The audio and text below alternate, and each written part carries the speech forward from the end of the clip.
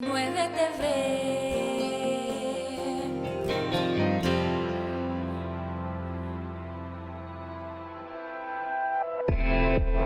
Hablemos. Voces especializadas en ciencias sociales y humanidades. Historia, antropología, literatura, estudios políticos e internacionales, agua y sociedad. Divulguemos la ciencia. Hablemos. El Colegio de San Luis tiene abierta la convocatoria para quienes quieran estudiar la maestría en Historia. Hoy nos va a acompañar el coordinador de este posgrado, el doctor Armando Hernández Suberville, quien nos va a explicar paso a paso los trámites, los plazos, algunos de los requisitos más importantes, y nos va a contar también, parte de esta riqueza y experiencia de formar nuevos investigadores en una de las disciplinas de las ciencias sociales que el Colegio de San Luis se ha vuelto experto. Es la 12ª generación a la que se está convocando, así que acompáñenos para conocer más de esta convocatoria de la maestría en Historia, que es un posgrado de calidad acreditado así por el CONACYT, es decir, pueden estudiar con una beca quienes sean aceptados dentro de las etapas de selección. Bienvenidos, comenzamos.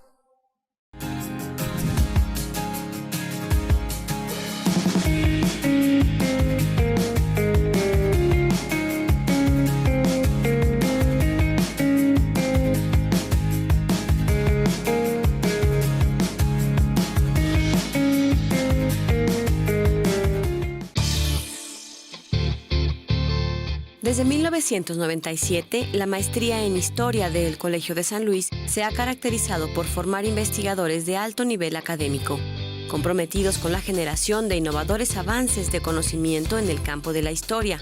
Cuenta con acreditación del Programa Nacional de Posgrados de Calidad CONACYT en nivel consolidado. Durante su formación, los alumnos son acompañados por el Núcleo Académico Básico, compuesto por investigadores con amplia trayectoria profesional, con formación en instituciones académicas de prestigio de alto nivel en el país, como la UNAM, el Colegio de México, el Centro de Investigación y Estudios Superiores de Antropología Social CIESAS, la Universidad Iberoamericana, entre otras, además de universidades de carácter internacional como en España y Estados Unidos, entre otros países. Recuerda que la fecha límite para la recepción de solicitudes y documentación es hasta el viernes 8 de mayo del 2020. Para consultar mayor información sobre formatos y especificaciones, puedes visitar nuestra página web www.colsan.edu.mx. El Colegio de San Luis, CONACYT.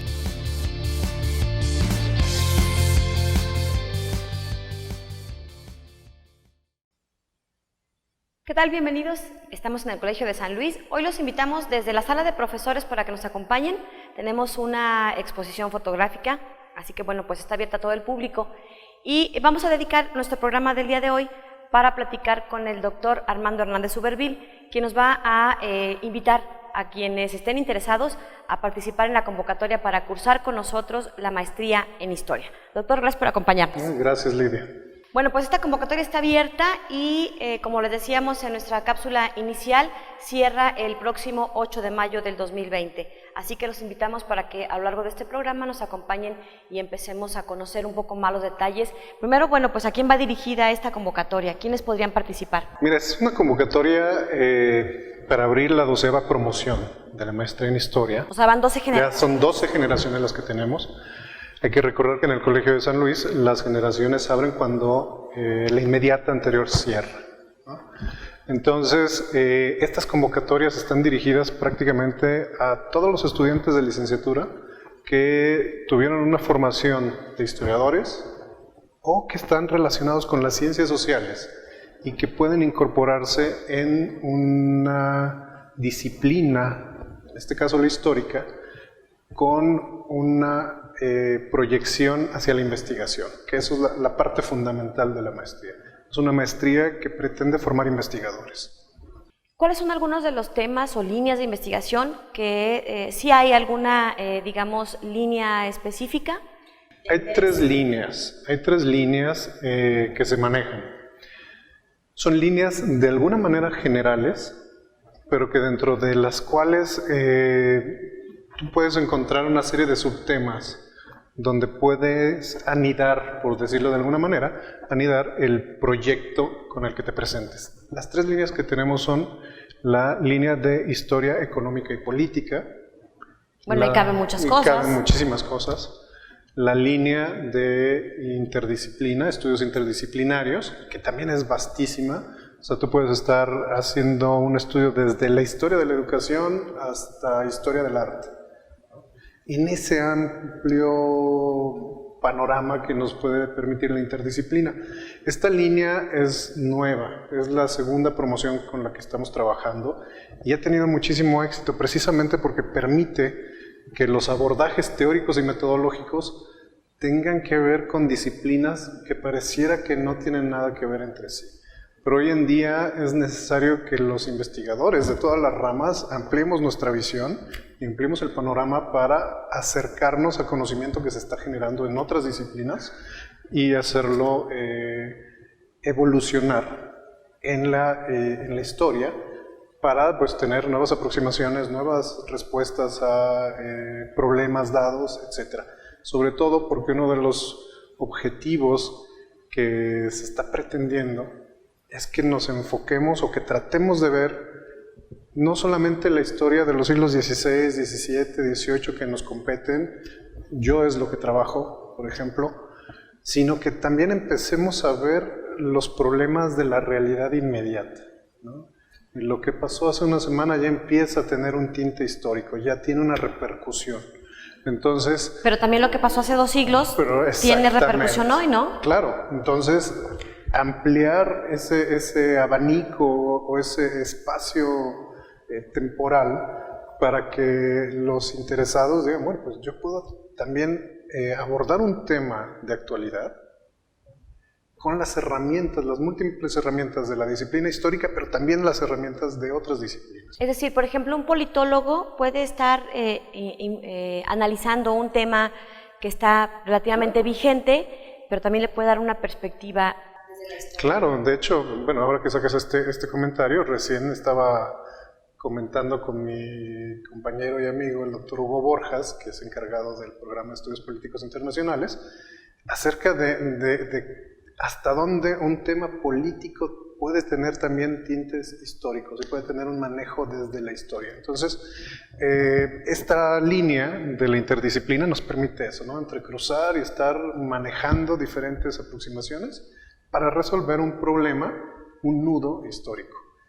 Y la tercera línea que tenemos es la de historia social y cultural, que también es amplísima, porque al final de cuentas, bueno, todos formamos parte de una sociedad, ¿no? Estamos insertos en una sociedad, estamos insertos en una cultura, entonces las aproximaciones desde la historia social y desde la historia cultural se manejan de forma muy precisa en esta línea. ¿Qué es lo que tenemos de ventaja? Que cada una de esas líneas está compuesta por un núcleo académico, bueno, la maestría como tal está compuesta por un núcleo académico básico, somos 15 profesores en el programa de historia, 13 de ellos tienen participación en la maestría, y de esos 13 hay una división entre ellos para que se participe en la línea de su expertise. Es decir, son además gente muy reconocida, con una amplia trayectoria, formados en instituciones nacionales e internacionales de gran prestigio y que acompañan la formación de los alumnos que se interesen en inscribirse en esta maestría en historia y que al ser expertos, cada uno de ellos en este tipo de temas, bueno, pues tienes como una mirada más rica, ¿no? Finalmente. Así es, y un acompañamiento importante que te garantiza que el proyecto vaya evolucionando de forma tal que llegue a buen puerto en los tiempos y las formas que se piden. Que debo de decirlo, esta es una maestría de tiempo completo. Es decir, es una maestría que tiene un reconocimiento del Padrón Nacional de Posgrados de Calidad y por tanto tiene un apoyo de CONACYT. Es decir, quien estudia recibe una beca de CONACYT. Quien estudia recibe o es postulado a para una recibir. beca de CONACYT. ¿Qué implica eso? Pues compromiso absoluto y dedicación exclusiva al posgrado, ¿no? Esto es muy importante. Y es algo en lo que sí quiero hacer un paréntesis y un énfasis muy importante porque pues, los chavos, la gente que postula, pues viene de la licenciatura, de otra dinámica, etc.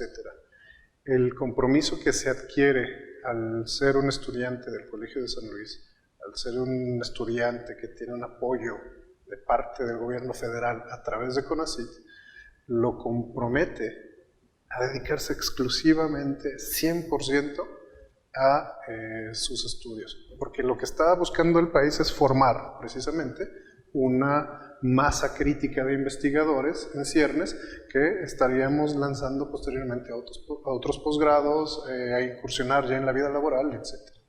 Precisamente preguntarle de qué trabaja un maestro en historia, un egresado de nuestra maestría en historia y otros requisitos más específicos. De eso estaremos platicando cuando regresemos de nuestra pausa, pero antes nos da tiempo un poco de platicar precisamente que ya está en nuestra página web esta convocatoria. Si ustedes entran a www.colsan.edu.mx, podrán encontrar ahí una sección que dice convocatorias. Ahí se van y se despliega el formato. Este folleto que nosotros tenemos aquí, ahí está en formato PDF, vienen los requisitos, los plazos, las fechas, en fin, que pueden consultar más a detalle, pero bueno, mientras tanto platícanos un poco de, entonces bueno, nos decías que los egresados con que tengan ciencias sociales, digamos, de formación de origen, sí, de aunque origen, no es limitante. No es taxativa en ese sentido la convocatoria, es decir, aquellas personas que fueron formadas en alguna licenciatura vinculada a las ciencias sociales y las humanidades y que haya tenido un proyecto de investigación en forma de tesis, esto es importante, ¿sí? Que haya tenido una tesis, bueno, pues puede presentarse con nosotros. Bueno, pues ahí está la invitación. Nosotros mientras los dejamos para ir a una pausa y les recordamos que a través de nuestras redes sociales pueden establecer contacto con nosotros. Cualquier duda que tengan de esta maestría o en general de las convocatorias que tiene abierto el Colegio de San Luis, pueden pedir más información por Facebook, seguirnos en Twitter, en Instagram, y la página web está actualizando contenidos constantemente de estas convocatorias. Como usted sabe, todos los posgrados del Colegio de San Luis cuentan con este reconocimiento, con esta acreditación del PNPC, del Programa Nacional de Posgrados de Calidad de CONACYT, que permite, ¿qué significa esto? ¿Cómo se traduce para beneficio de los alumnos? Bueno, pues que significa que una vez que son aceptados acá con nosotros, son postulados para recibir una beca del CONACYT y con ello desentenderse, digamos, del asunto económico, de la urgencia económica, para que se dediquen de tiempo completo y exclusivamente a estudiar su posgrado. Así que bueno, pues vamos a una pausa y regresamos para seguir platicando con el doctor Armando Hernández Uberville sobre esta convocatoria de la maestría en Historia que tiene abierta el Colegio de San Luis y que les recuerdo cierra el 8 de mayo. Continuamos.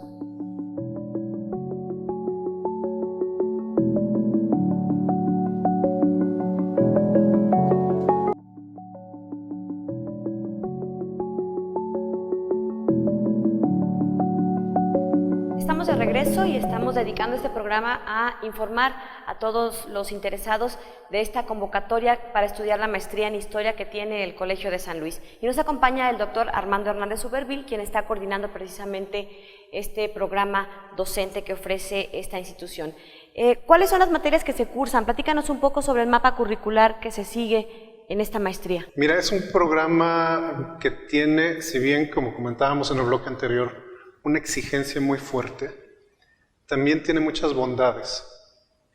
Es un programa de 2 años.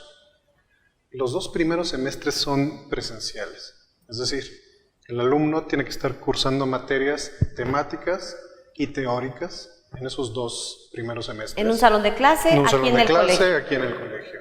Es decir, va a tener, por ejemplo, teoría de la historia, historiografía, alguna materia optativa de las que se oferten, ¿no?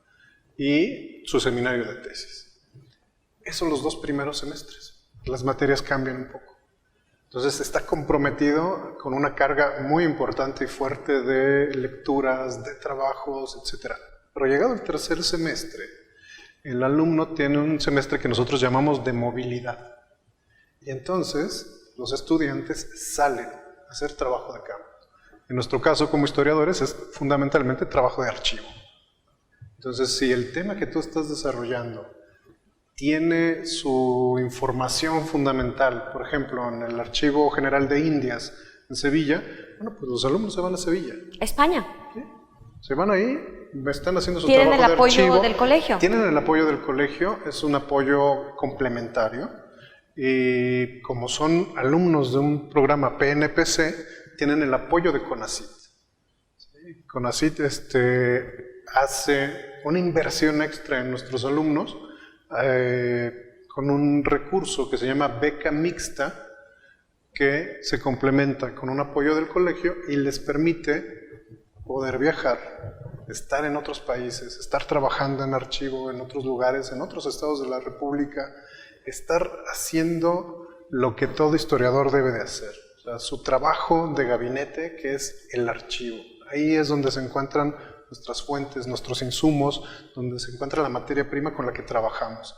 Entonces ese semestre de movilidad le permite al alumno madurar, pero no solamente madurar en términos de su proyecto, sino también madurar en términos de su potencial como investigador, porque se está enfrentando a las fuentes directamente, se está enfrentando al trabajo que no es nada fácil de rastrear el documento, de encontrarlo, de descifrarlo, de analizarlo. De releerlo, ¿no? Yo creo. Exactamente. Entonces, ese tercer semestre les da esa oportunidad. Ya no están en el colegio, están trabajando, pero ya no están en el colegio y están al mismo tiempo avanzando en términos de la construcción de su tesis. Y el cuarto semestre es dedicado exclusivamente a la escritura de la tesis.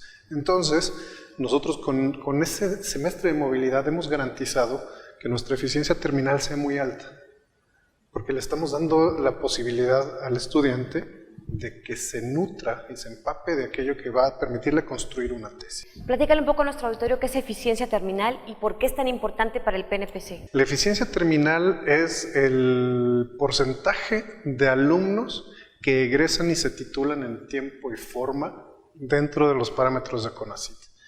Debo de decir que antes el parámetro de CONACYT era de 6 meses. Después de que terminaban los 2 años, te daba el CONACYT 6 meses. Hoy en día está dando 1 año. Esta promoción, la 12ª promoción, entraría con ¿ya este nuevo lineamiento? Con este nuevo lineamiento. Entonces eso le permite al alumno tener un tiempo bastante amplio para poder desarrollar su tesis. Para nosotros es importante porque una de las exigencias que tiene CONACYT con los programas como este es que tengamos una eficiencia terminal alta. Es decir, el 80% de los estudiantes que nosotros admitimos deben de estar titulados dentro del tiempo que nos marca CONACYT. Porque eso garantiza que estos jóvenes que egresan van a tener la posibilidad de ingresar a otro posgrado, a un doctorado, o ingresar ya directamente a la vida laboral y estar nosotros generando, como decía en el primer bloque, esa masa crítica de investigadores que le hacen falta al país. O sea, las ciencias sociales y las humanidades son fundamentales para nuestro país. ¿Por qué dirías que son fundamentales, particularmente una disciplina como la historia? En el momento coyuntural que hoy vivimos, en medio de estos problemas nacionales, y alguien pensaría, bueno, pero la historia, como ¿por qué es importante? ¿Para qué? Como la antropología, la historia, el objeto central de la historia es el ser humano. Es el ser humano el que forma parte de todos estos procesos que nosotros denominamos históricos y que nosotros problematizamos para entender por qué se dan esos procesos y cómo impactan en la vida de los países, en la vida de las naciones. Y más allá de la fecha, que si el 15 de septiembre, el 20 de noviembre, ustedes analizan más allá, ¿no? El proceso en sí mismo, ¿qué lo detona? ¿Cuáles son los impactos y cómo se transmite el resultado de ese impacto en todo el círculo cercano, amplio, etc. En el tiempo? Pero hay otra cosa bien importante, Lidia. Es el hecho de que la historia nos permite estar construyendo identidad. Y me parece que en una época en la que la globalidad lo despersonaliza todo, ¿no? El hecho de estar construyendo cada vez más los elementos que nos permiten identificar, o los marcadores que nos permiten identificar la identidad de quién somos, de quién somos la gente de San Luis, de quién es la gente de Aguascalientes, quiénes somos la gente de México, quiénes somos la gente de América Latina, quiénes somos la gente de América, y así. Irnos lo identificando. amplías, irnos identificando y eslabonando rutas, elementos de convergencia, porque lo importante es eso, encontrar los elementos de convergencia, no los elementos que nos dividan, separan, ¿no? Entonces, por eso la historia se vuelve fundamental.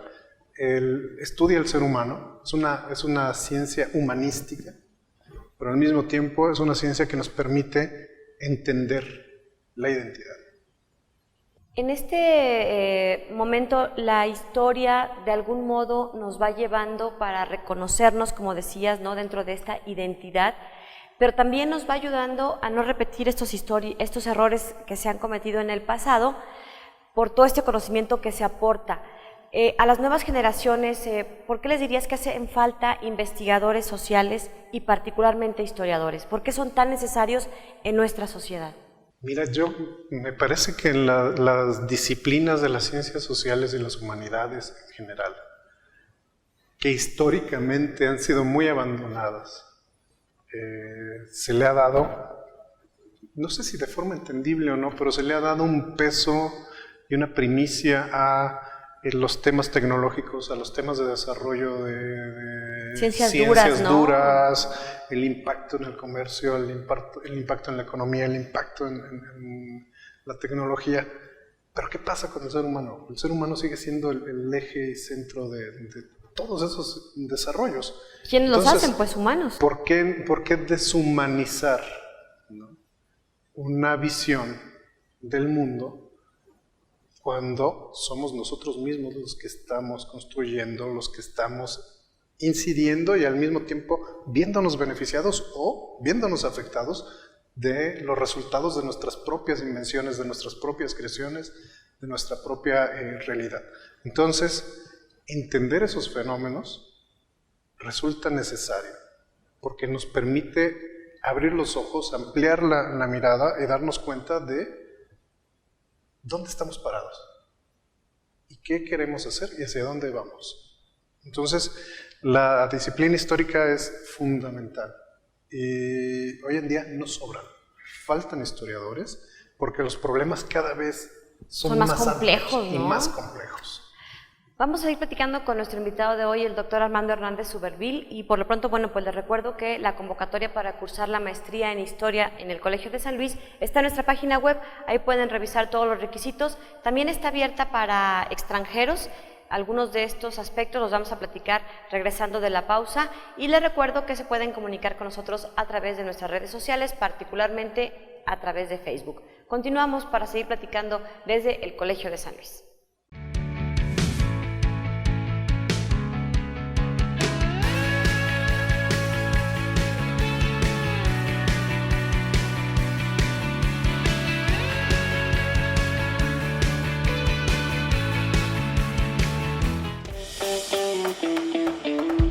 El pasado 11 de noviembre, el Colegio de San Luis y la Universidad Central de Ecuador, en el marco de su convenio de colaboración académica, realizaron la conferencia Agua para el Bienestar, desafíos de la Cuarta T en la política hídrica, impartida por la doctora Blanca Jiménez Cisneros, directora general de la Comisión Nacional del Agua.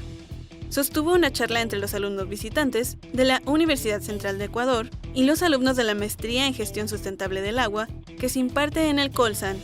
La doctora Blanca Jiménez, previamente, se reunió con el presidente de la institución, el doctor David Vázquez Salguero, quien al concluir comentó que ambas instituciones cuentan con la voluntad de realizar trabajos en conjunto para contribuir al análisis y definiciones de propuestas ante las problemáticas en torno al agua de las diferentes regiones. Durante su conferencia, la funcionaria federal mencionó que entre los retos de su gestión es mejorar el acceso y la información del registro público de derechos del agua, mayor control y seguimiento para evitar la corrupción en trámites de concesiones, además de ser capaces de garantizar el acceso al agua de calidad en las poblaciones más vulnerables. El Colegio de San Luis, CONACYT.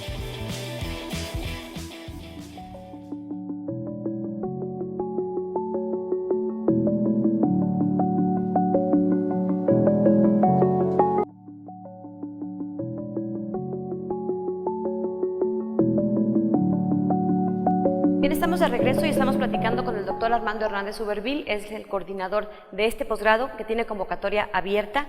El programa de Historia tiene vigente esta convocatoria para cursar la maestría en Historia. Y como ya les decíamos en los cortes anteriores, pues tenemos esta posibilidad de que quienes sean aceptados son postulados para estudiar aquí con nosotros con una beca, con el apoyo de una beca de CONACYT.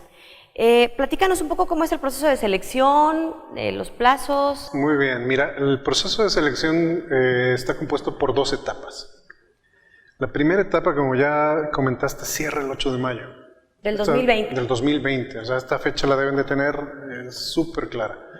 ¿Por qué? Tienen que enviarnos el 8 de mayo, entre otras cosas, un anteproyecto. O sea, un anteproyecto de investigación. Un anteproyecto de investigación. O sea, hay algunos requisitos, me voy a permitir comentártelo rápidamente. Es una carta de exposición de motivos que ellos deben de firmar, decirnos por qué les interesa estudiar esta maestría. Candidatos a la maestría. Una carta de compromiso de dedicación exclusiva, lo que comentaba en el primer bloque, o sea, tienen que estar dedicados nada más a eso. Nosotros, esa carta nos sirve para pues, tener un respaldo. Una carta responsiva de veracidad de la documentación. La carta responsiva de veracidad de la documentación es una carta también de protección jurídica donde bueno, pues lo que nos están entregando nosotros asumimos a través de esa carta que es cierto, ¿no? Su certificado de licenciatura con un promedio de 8 o superior. Ahora, hay posibilidad de que estudiantes extranjeros postulen. Los estudiantes extranjeros, que a veces sus ponderaciones son diferentes a las nuestras, ¿no? Terminan haciéndose un cálculo de equivalencias para saber qué promedio es el que tiene, ¿no? Y si da un promedio de 8, bueno, pues son susceptibles de ser candidatos con nosotros. El título de licenciatura o el acta de examen de grado, porque a veces el título tarda en llegar, bueno, pero si los jóvenes están terminando, por ejemplo, su examen de grado en la última semana de abril, bueno, pues para nosotros es suficiente esa copia del acta de examen. Significa que ya nada más es un mero trámite, es un mero trámite conseguir el título, pero que ya están, digamos, al 100% egresados de la licenciatura. Exactamente. Que eso es lo que nos interesa acá en el colegio. Un ejemplar de la tesis de licenciatura o trabajos que hayan publicado, porque pues, nos hemos encontrado muy gratamente con estudiantes que ya desde la licenciatura están publicando. Fantástico. ¿Para qué necesitamos eso, Lidia? Para saber qué tanta profundidad tiene el aspirante en términos de desarrollar ideas y de saber plasmarlas. Esto es importantísimo, porque a final de cuentas el historiador traduce su conocimiento a la letra. Entonces, la tesis de maestría nos permite ver eso, sus trabajos publicados nos permiten ver eso. Finalmente, el anteproyecto de investigación, que este es importantísimo y debo de decir que es la parte medular. Lo que vamos a estar calificando en esta primera etapa es ese anteproyecto. En el anteproyecto hay una serie de normas que pueden encontrar los interesados en la página web de la maestría, y ahí viene perfectamente desarrollado cómo es que deben de plasmar el tema del anteproyecto. ¿En qué consiste? Pues consiste en cuál es el tema que me interesa a mí investigar. ¿Cómo pretendo investigarlo? ¿Cómo pretendo desarrollarlo? ¿Qué sé hasta el momento de ese tema? Es decir, el estado del arte, el estado de la cuestión del tema. ¿Cuál es la hipótesis con la que yo estoy conduciendo, ¿no?, esta propuesta de anteproyecto? Por eso tiene el título de anteproyecto. Porque puede ser ajustable, modificable. Pero sí, claro, y convertirse en un proyecto. Entonces este anteproyecto pues, le va a permitir al aspirante desarrollar aquello que le interesa y que quiere venir a explotar, digamos, en términos académicos en el colegio. Otra cosa que es muy, muy importante es que en el anteproyecto queden bien claros cuáles son los objetivos, qué es lo que se persigue. Sí, porque si no tienen claro eso... Sí. ¿A dónde voy? Con la pregunta básica que me hago sobre un tema específico. Y los temas, como decía, son tan amplios como amplias son las líneas generadoras. Las 3 líneas generadoras de conocimiento que mencionamos en el primer bloque, bueno, tiene una serie de subtemas, y estos subtemas los pueden también encontrar en la página web. Ahí vienen desarrollados y les garantizo que tenemos profesores con una calidad y un reconocimiento nacional e internacional que pueden estarlos guiando perfectamente. Finalmente, bueno, pues 2 cartas de recomendación, el currículum, y bueno, eso es lo que deben de entregar el 8 de mayo. Y el certificado médico, ¿verdad? Y un certificado médico, claro. Lo olvidaba, gracias. Y esta información, perdón Lidia, esta información que nosotros recibamos, el claustro de profesores va a analizar todos esos expedientes. ¿Qué será la segunda etapa? No, forma todavía parte de la primera. Analizamos esos expedientes.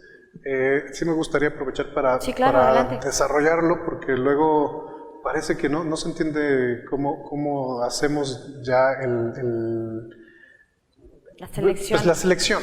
O sea, la selección, al final de cuentas, todos los profesores leen los documentos, leemos los anteproyectos, los alumnos sugieren una línea, los profesores de esa línea, todos leen el documento y emiten una opinión.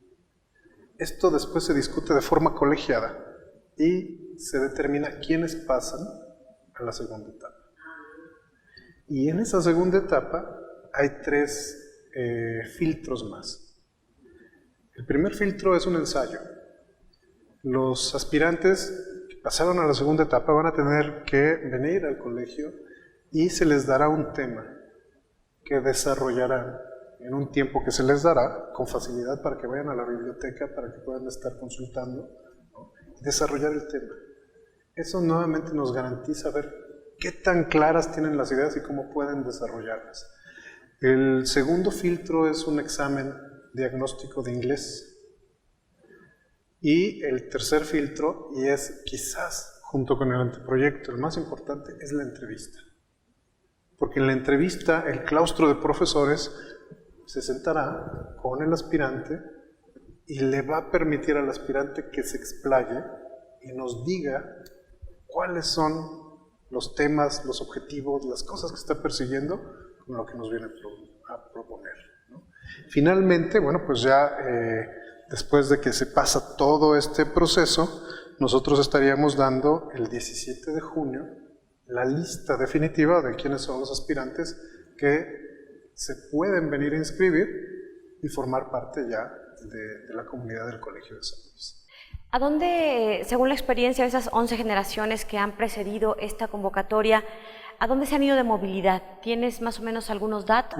Tenemos movilidades muy amplias.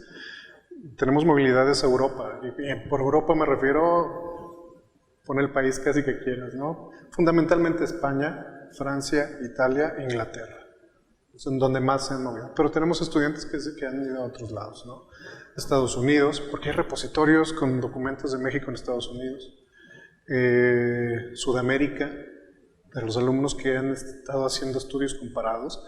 Debo decir, ahora mismo tenemos estudiantes de la maestría que provienen de Sudamérica y que están con nosotros, ¿no? Vinieron a estudiar acá con nosotros. Vinieron a estudiar al Colegio de San Luis. Entonces, ellos, por ejemplo, están moviéndose constantemente porque están haciendo estudios comparados bien interesantes. En México, por supuesto, pero hemos tenido alumnos que van a Filipinas, que van a otros países que de pronto dices, ¿por qué? Bueno, pues Filipinas era importantísima durante el periodo virreinal en relación a Nueva España. Entonces, tenemos movilidades de ese tipo. Y tenemos alumnos que vienen de otras partes del mundo. Entonces, esa riqueza de visiones también es importante tomar en consideración. Porque se van nutriendo las experiencias de quienes vienen de otros lugares, ¿no? Exactamente. En la entrevista me llama la atención, dices que tienen que venir acá para lo del ensayo, pero cuando es un alumno extranjero... Cuando los alumnos no viven en México, los aspirantes, no viven en México, se puede hacer en línea. A través de algún aunque sea mexicano. Si yo tengo un aspirante mexicano, pero que está viviendo en España, lo acabamos de tener, tenemos ahora mismo un alumno en la 11ª promoción que vivía en España, terminando su licenciatura en España, y que quiso venir al Colegio de San Luis a hacer la maestría. Bueno, desde allá hizo sus trámites por videoconferencia y demás. Igual, en el caso del ensayo, se les daría la información. La desventaja que tenían, bueno, pues sería que no tienen el acceso a la biblioteca, pero sabiendo que va a haber un ensayo, se les avisaría con tiempo cuál va a ser el tema a desarrollar y ellos pueden empezar a juntar la información material que les permita desarrollarlo en ese momento. Es. Vamos a una pausa y regresamos. Los queremos invitar, como ya se dieron cuenta, estamos transmitiendo desde la sala de profesores, en donde está montada una exposición temporal que concluye en los primeros días del mes de diciembre y que se denomina Las miradas de Gaia. Es una exposición fotográfica a cargo del antropólogo Arturo Gutiérrez del Ángel, así que bueno, pues pueden venir a visitarla, la entrada es absolutamente libre. Continuamos con el programa.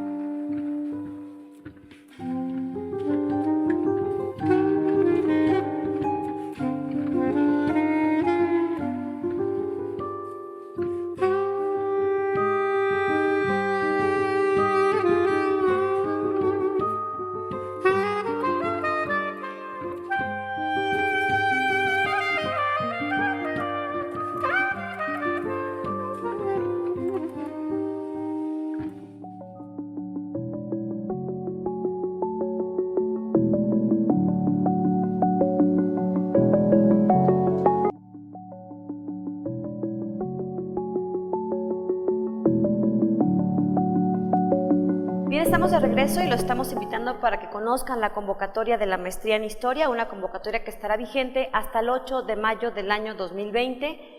Parece lejana la fecha, pero no se confíen porque son una serie de trámites, requisitos, documentos que tienen que ir gestionando para tenerlos a la mano y traerlos con tiempo. Revisar y confirmar que bueno, pues todo esté en regla para que puedan ir transcurriendo en las etapas del proceso de selección que encabezan los investigadores del Colegio de San Luis y bueno, pues coordinados por el doctor Armando Hernández Uberville, nuestro invitado de hoy. Fíjate que qué bueno que comentaste eso, perdón que te interrumpa, Lía, pero no, ya había terminado. Es bien importante. O sea, lo que acabas de decir es muy importante. Esto de que no lo dejen para el último, ¿no? No lo dejen hasta ¿no? el último, sí, por favor, porque si ustedes traen los documentos incluso una semana antes, nosotros podemos revisarlos y decir, ¿sabes qué te falta? Que una firmita, que un sello, la carta, te falta y puedes tener el tiempo para conseguirla. Es muy penoso que el último día digamos, híjole, ¿sabes qué? Ya no te puedo recibir nada porque cerró la convocatoria y no trajiste todo. ¿Sabes de qué me acordé? Había una convocatoria que me parece que era de la maestría en asuntos políticos y no recuerdo la fecha, es un dato inexacto seguramente, pero pon tú, era el 13 de junio a la 1 de la tarde y me encontré a una chica desesperada corriendo con un legajo en un sobre grandote amarillo. Se confundió porque mi oficina está un pasillo después de la dirección de docencia donde se recibían estos documentos en ese momento de esta convocatoria. Entonces llegó corriendo, así sudando, agobiada, con prisa. Es que vengo a entregar mis papeles porque hoy cierra la convocatoria y algo traía, le faltaba más bien, algo no traía. Y justo ese día, cerraba a la 1 de la tarde, ella llegó a las 11:30 y no pudo inscribirse, ¿no? Pues es muy penoso, nos ha pasado en historia y sí da pena, pero bueno, por eso precisamente las convocatorias salen con tanto tiempo, para que puedan desarrollar el anteproyecto, hacer su cálculo de tiempo. Están en redes sociales, de manera constante estamos actualizando, particularmente en Facebook y en Twitter, siempre estamos recordándole que está vigente, les ponemos ahí la liga para que se enlacen directamente a la página web, para que consulten. Pueden escribirle al doctor Armando Hernández en su correo institucional, ahí pueden dar más detalles. Al correo de difusión también, a través de un inbox en Facebook, estamos dando respuesta y las canalizamos, por supuesto, para quienes son los expertos en este tema y que tengan toda la orientación. ¿Tu correo es armando.hernández? armando.hernandez@colson.edu.mx. Bueno, pues ahí está otra opción también para que se comuniquen, así que pues no hay pretextos. Platícanos un poco nos decías hace rato en los primeros bloques que este semestre que se van de movilidad les permite pues experimentar otras realidades, desde volverse más autónomos, porque ya no están en la licenciatura, Claro. en toda esta protección a lo mejor de proceso casa. de maduración muy, Exacto. muy fuerte. Y entonces, bueno, van y se encuentran ya con gestionarse ellos mismos muchas cosas, pero además con la documentación que van a ir encontrando. Platícanos un poco de estos hallazgos que te han tocado a ti como historiador, que bueno, tienes muchísima experiencia. ¿Alguno que te haya tocado, que te haya cambiado el rumbo de tu investigación o que haya confirmado algo que te haya impactado? Fíjate que podría contar varios, pero hay uno en particular que a mí me emocionó muchísimo y que fue ocasión de la escritura de mi antepenúltimo libro, el Madero y la Piedra. Y es que yo estaba buscando y rastreando la información relativa a la primera ermita de San Luis Potosí. Una ermita que aparecía en los libros de historia clásicos de nuestra entidad mencionada. ¿Una ermita es como una capilla? Una ermita es una suerte de iglesia pequeña, no una capilla como tal, una iglesia ya en forma, pero pequeña, para los términos de la época. Hoy en día nosotros una ermita de pronto consideramos que es un montículo de piedras haciendo un pequeño nicho y una cruz ahí, no. Estamos hablando de una iglesia Más con... Una iglesia más en forma y todo. Pero se mencionaba que la ermita de la Santa Veracruz fue donada a los jesuitas y demás. Bueno, pero ¿por qué no hay información de ella? Si es la primera iglesia que hay. En San Luis, En por San allá Luis, de que 1592. 1592. Si es la primera iglesia, y donde se dice la primera misa de este pueblo de San Luis, que no es cosa menor, ¿no? Porque no, pues la fundación. Establece parte del proceso de fundación. Pues estuve buscando. Uno supondría que el Archivo Histórico del Estado de San Luis Potosí es riquísimo, riquísimo. Tienen información vasta, privilegiada, conservada. Es una maravilla para quienes estudiamos en San Luis Potosí ese archivo. Pero en ese archivo no había nada. Y empecé a rastrear, bueno, pues lo siguiente que piensas es Ciudad de México. Y empecé a rastrear en los fondos del Archivo General de la Nación.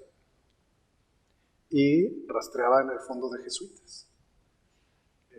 Porque en el fondo de jesuitas, bueno, se encuentra. La historia decía bien, que se le había dado esa iglesia a la Compañía de Jesús. Entonces, dije, bueno, pues, la Compañía de Jesús, vamos a ver en los fondos de la Compañía de Jesús. Pues no encontraba nada. Pero el olfato que empiezas a desarrollar ya como investigador te lleva a otros fondos. Bueno, hay un fondo amplísimo y complejísimo que se llama Indiferente Virreinal. Imagínate tú. Nomás el puro nombre no nos dice nada. Indiferente Virreinal, o sea, hay... Todo lo que no encontraba cabida en otros archivos. Lo voy a poner en términos coloquiales. De chile, de mole y de manteca. De todo. Perfectamente descrito. De todo. Entonces me fui en Indiferente Virreinal. Y en Indiferente Virreinal hay un tema de cofradías. Y entonces empiezo a buscar en cofradías. Y me encuentro con que hay un legajo de la cofradía de la Santa Veracruz, pero vinculado con los jesuitas. O sea, estaba ese archivo fuera, o ese legajo fuera de los legajos de jesuitas, donde está organizado todos los documentos de la compañía. Bueno, pues ahí me encontré no solamente la historia de la cofradía, sino los planos de esa iglesia, ¿de esta ermita? De esa iglesia, la fachada y la planta, porque la estaban remodelando en el momento en que se la donan a los jesuitas.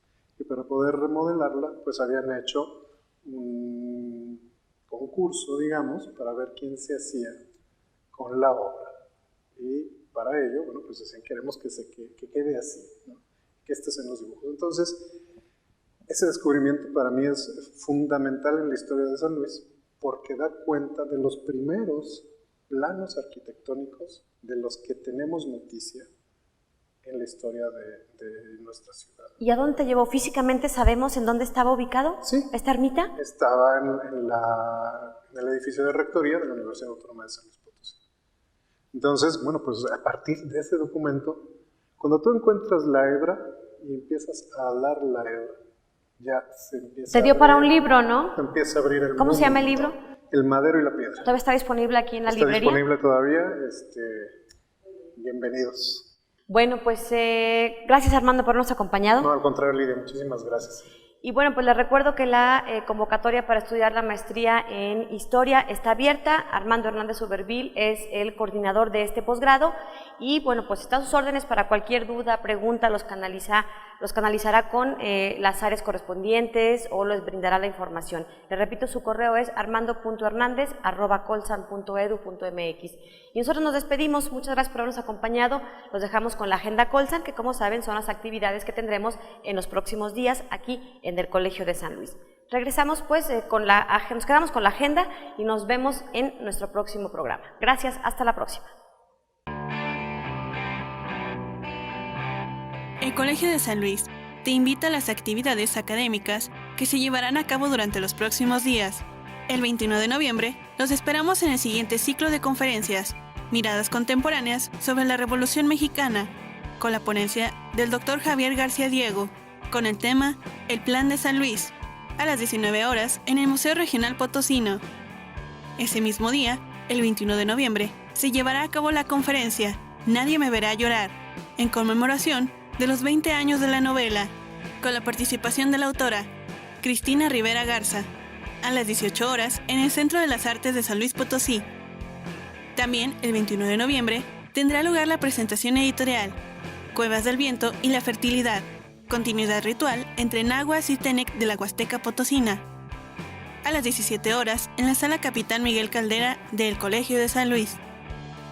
El 22 de noviembre, no te pierdas el conversatorio musical Testimonios de la Cultura Popular, la colección del cantautor Francisco Barrios, El Mastuerzo, a las 18 horas en el Auditorio Colsan.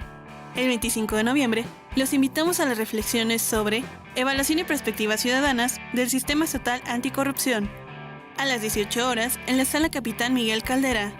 Les recordamos que siguen vigentes las convocatorias para estudiar la maestría en Historia y el doctorado en Ciencias Sociales, aquí en el Colegio de San Luis. Consulta los detalles de las convocatorias y los eventos a través de nuestra página web www.colsan.edu.mx y síguenos también en nuestras redes sociales.